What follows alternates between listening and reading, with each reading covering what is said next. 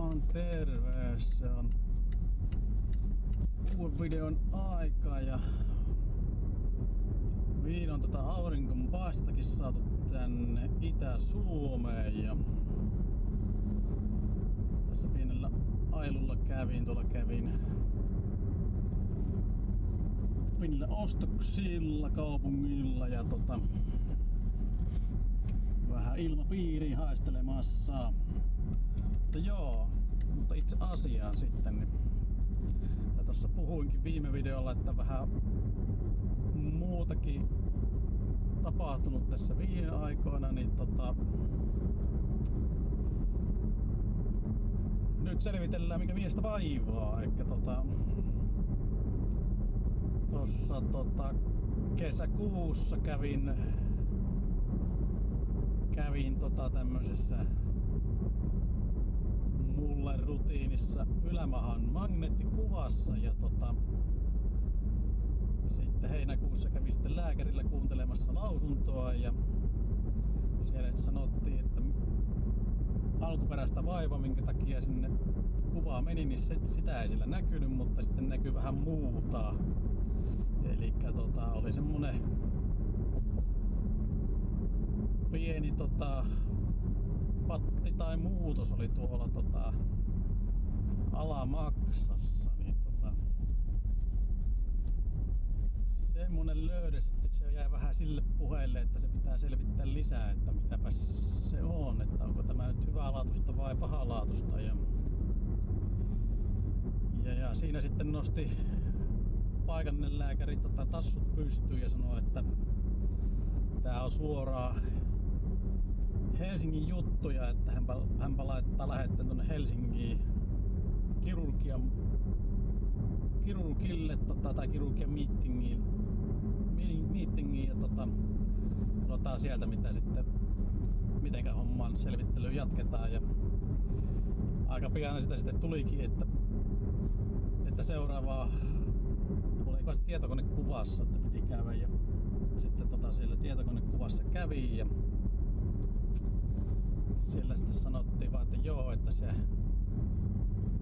muutos siellä on ja sitä ei niinku sen tietokonekuvan eikä magneettikuvan perusteella pysty sanomaan, että mitä se on. Ja no itehän siinä sitten oli jo ihan kauhusta kankeen, että pitääkö tässä ruveta kohta jo testamenttia kirjoittamaan ja omaisuutta myymään, että erehdyin googlettamaan. Eipä tietysti pitäisi googlettaa, mutta senpä tein ja virheä se sitten oli. Ja sinne sitten vähän piti saikkuakin pitää, kun sen verran yöunet meni ja rupesi vähän mieli heittämään kuperkeikkaa ja sitten Helsingistä tuli sitten sen jälkeen pyyntö, että lähdepä käymään siellä, niin otetaan ultraäänellä ja otetaanko näyte siitä, tai otetaan näyte. Ja sitten taas 3 viikkoa vierettiin ja pääsin sitten sinne Helsinkiin ja se on aina 2 päivän reissu, kun sinne täältä kauanta lähtee.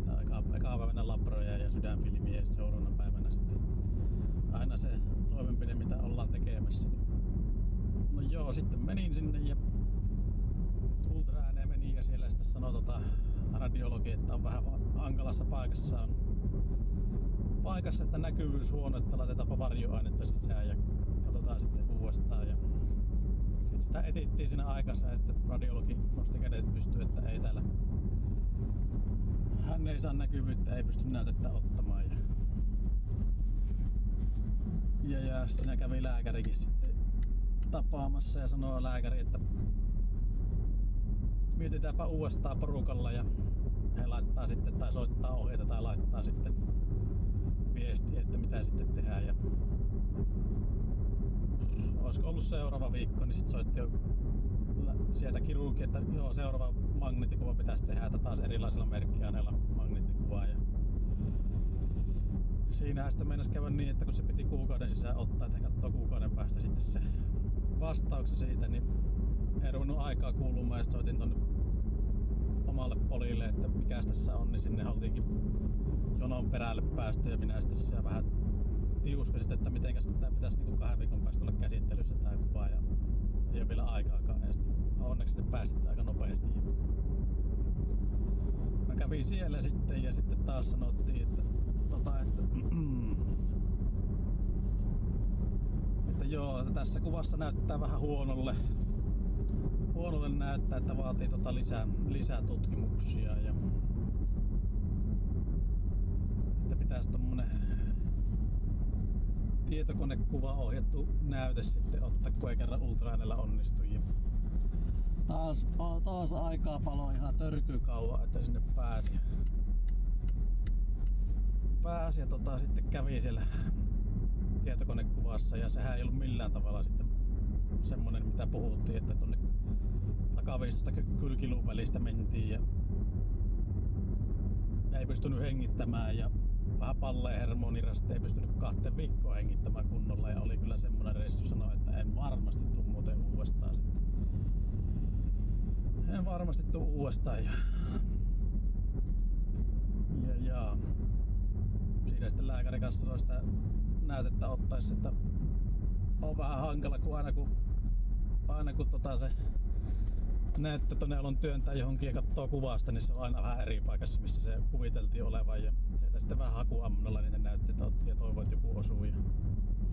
No niin, ja sinne sitten kävikin, että nyt tässä mennellä viikolla sitten kirurgi soitti uudesta, sanoi, että ei nyt ole ihan vakuuttuneita niistä näytteistä, että meetingissä katsoi niitä, että niissä näytteissä ei ollut mitään, mutta hei, varma, että osuuko kohdalle, niin sitten sitä sanottiin, että pitäisi olla ihan pirun varmaa, että se ei ole mitään pahalaatusta, että nyt on vielä semmonen vaihe, että se pystyttäisiin jotakin tekemään, jos se todettaisiin, että se olisikin jotain pahalaatusta. Niin eikö sitten uudestaan lähdetään sitten taas Helsinkiin näytteenottoon. Vähän kyllä sanoin, että onko mulla vaihtoehtoja, kun en viihtynyt edellisellä kerralla, mutta katsotaan nyt sitten tällä kertaa, olisiko se sitten parempi. Ja tässä taas 2 viikkoa taas hassataan taas ihan oottamiset. Tässä on nyt eletään marraskuuta, niin on 3 kuukautta kohta hassattu tähän, 4 kuukautta tähän selvittämiseen.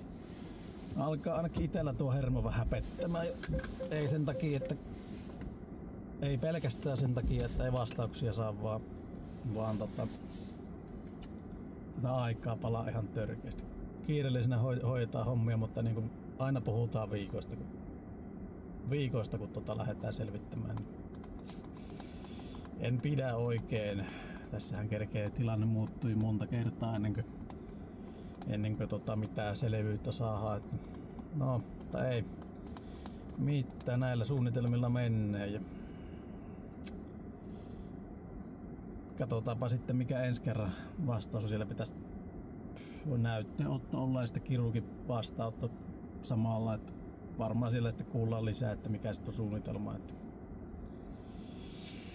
mikä suunnitelma on, että hoitona vähän tuohon alustavasti olisi sitten maksan siirtoa puhuttu. Ei tuo nyt mikään herkkuvaihtoehto on, mutta jos se on kerran ainoa, niin onko vaihtoehtoja sitten, niin pistää mihin miettimään. Ei auta. Pitäisi vielä uskota niin kuin elämääkin suunnitella tässä eikä tiedä yhtään mikä on tulevaisuus. Hyvä, että uskaltaa edes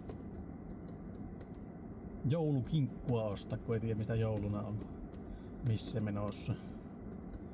No, lohduttavaa se, että ne näytteet oli toistaiseksi vielä puhtaat ja sitten tässä näitä kuvia nyt on katsottu aika reippahanlaisesti, niin sanoo tuo kirurgi, että kun ei se tässä ole kesän aikana muuttunut mihinkään, muu ylämaha on puhas, että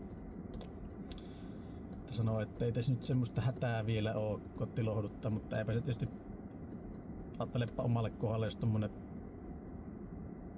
tommonen kerrottais ja ei vastauksessa, niin lohduttaako sit hirveästi, jos sanotaan, että ei tässä mikään kiire ole mitään tutkiin. No, totta kai on kiire.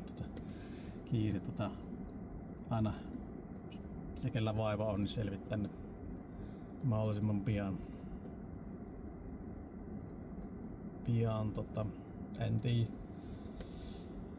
En tiedä, mutta joo, tämä nyt oli tämmönen lyhyt päivitys.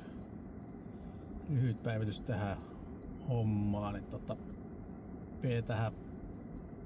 tähän YouTube ajaa tasalla, kun uutta selviää. Niin tähän lähtee tästä vähän harrastusvälineisiin laittaa uutta palikkaa kiinni. Ja pitäisikö siitäkin varmaan jonkunlainen video tehdä, kun se on vähän asepuolikin elänyt tässä nyt sitten sen viime esittelyn. Ei oikein ole tuolla radalla saanut mitään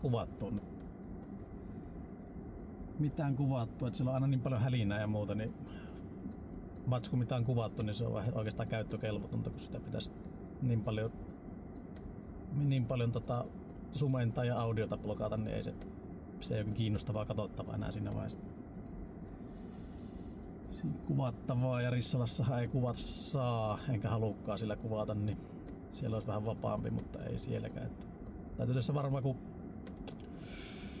jos tossa on tuonne mökille lähdössä käymään, niin katsoisiko siellä Montulla sitten jonkunlaista esittelypätkää vähän tarkemmin, niin pidetäänhän semmonen suunnitelma mielessä, mutta tämä poika lähtee nyt eteenpäin, niin ei muuta kuin adieu ja palataan asiaan. Se on moro.